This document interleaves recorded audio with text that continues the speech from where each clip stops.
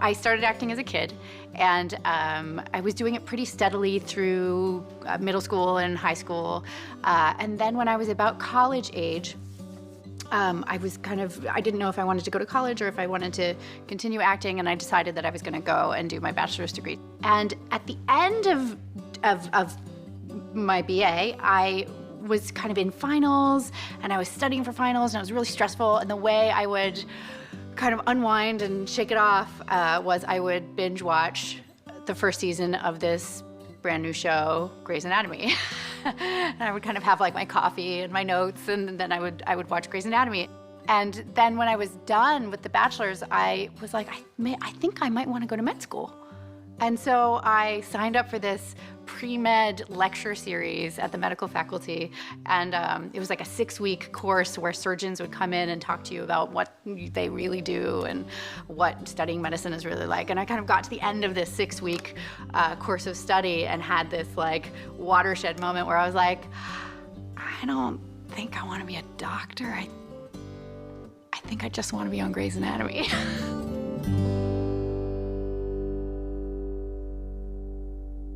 Oh, so nice of you to join us, Dr. Shepard. I assume you didn't plan on making a decision without reviewing the radionuclide cystonogram? Amy? Hey, Patty. I had come to private practice in the 3rd season, and so I really did season 4. Season 5 was a really kind of fun season for Amelia, and then 6 was a short season. And so we kind of exploded her story and exploded her character, and then the show ended. When we wrapped private practice, it was a really emotional time for everybody because we all loved working on the show. And what was fascinating to me was that Amelia's story was the story that was left unfinished. And so when we started talking about bringing her on, at first it was like, let's bring her on for a few episodes and see how it goes. And that rivalry and that camaraderie felt really lovely. Like the bringing together of a family felt lovely. And it gave us a chance, I realized, to finish the story that I'd started telling of Amelia. Caterina coming in was just like this amazing, like magical elixir, because she's so much fun. She's got this amazingly great background. She's Derek's sister. She's scrappy. They're always fighting. It was always great to get this really weird perspective on Derek through Amelia. You can't go around writing orders on my patients. I'm doing my job. No, you are doing my job. I am chief of neurosurgery. If you have a problem with that, you should take it up with the board. Until then, I will call you when I need you. It's an interesting journey for Caterina as an actress because she already had to do this journey in this character on private practice, right? Standing on her own, individualizing herself from the other cast members. It's really a testament to Caterina as an actress that tonally she shifted from the world of private practice to the world of Grey's Anatomy without even blinking an eye. One of the things that was nice about the fact that I was crossing over while I was on private practice was that I got to kind of come over and see the cousins. You know what I mean? It kind of felt like the other side of the family. And so I already had a lot of friends over here. She's been an incredible addition. I feel like she brings an energy to the set that just elevates everybody's mood in a way that's very genuine and organic. It's, yeah, we've become very good friends. We hang out outside of work. She's a lovely actress, really, really lovely, and she's come in and assumed a much sought-after role to be the love interest for Kevin McKidd.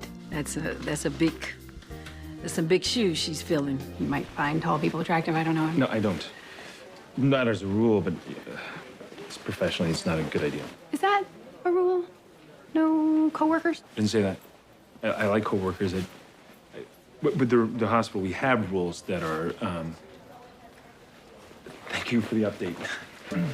Sandra Oh is a tough act to follow as an acting partner. And, I feel very blessed that I've gotten the chance over the last few years to work with 2 really amazing, very committed, very passionate actresses. I have a baggie full of black market oxy in my coat pocket, and I'm trying to decide whether or not to take it.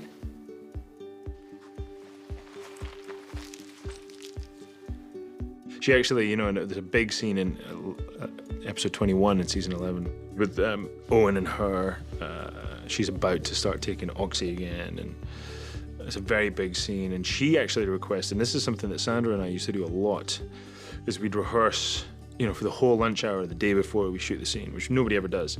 I got this. I'm fine. I'm telling you, I'm amazing. I am saving lives left and right. I am putting butts in the seats in that OR gallery. I mean, people are fighting to hear me lecture. I am entertaining. Joke, joke, joke. I'm funny. I'm fun. I'm a party. I'm great.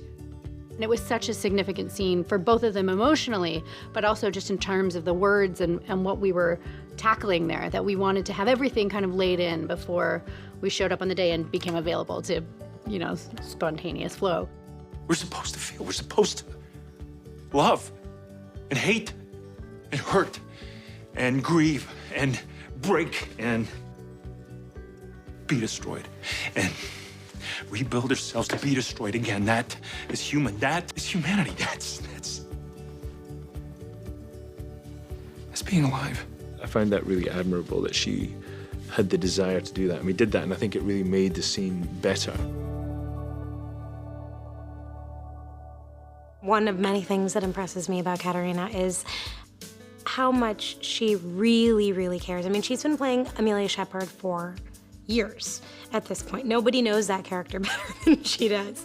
And each time she gets a script, it's really, really important to her to make sure that everything is in line with what she already understands about this character. There are so many factors in her growth this year. I think this surgery, the Herman surgery, was huge for her. That's my tumor. That's my tumor. Where did you get it, and why do you have it?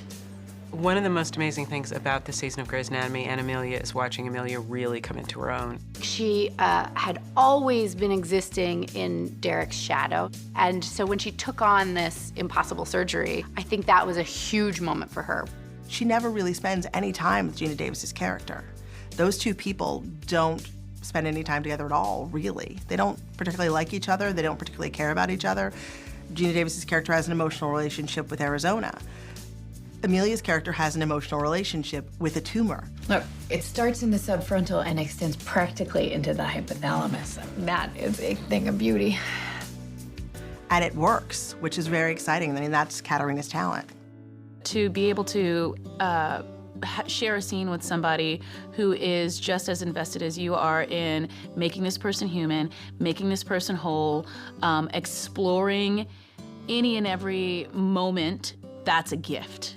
So that's one of the things I really have enjoyed about working with her. As of the last, few episodes, she's had quite a bit in terms of monologues. She's had a lot of stuff, and I'm impressed how she comes in really prepared for those monologues and really wants to nail them. There's a scene especially where she confronts Meredith in a supply closet near the end of the episode, where all of her grief and her issues with Meredith connected to the death of Derek come out, and it's a very long speech and a very hard emotional place to get to. How many hours later was it before I was even informed? How many chances did you have when you could have called me? Why didn't you call me? She nailed it just in 2 takes, just nailed it. And then she, being a perfectionist, going, no, I can do it better, I can do it better. And eventually I had to say to her, look, you did it. We got to the top of the mountain, Caterina. There's no more mountain to climb. I didn't get to tell him goodbye because of you. But I guess that speaks to her, the high standards that she sets for herself. I love the fact that she's willing to throw herself into whatever you give her. She can do the screwball comedy. She can do the incredible drama. We have given that character over the years, whether it's on Private or on Grey's, some really intense, really traumatic things to do as an actress, and she has always gone for it every single time. I already knew of her work ethic and how she lights up the screen, and that was going to be really nice energy over here on the mothership. She reinvigorated the experience here for me. So watching her kind of dive into her work so completely, totally, and intensely kind of upped the game, I think, for me. I think that she is the best one out of all of us. And what makes her the best, one of the things that makes her the best is that she doesn't realize it. We've got all of these incredible humans here doing this incredibly vulnerable, scary, brave thing, and they all have stories. And I think I like to create, I like to build family on set, and I think that we have an incredible one here. Such great people, such talented people, and they've had such colorful lives, both professionally and personally, and there's just so much to learn from each other.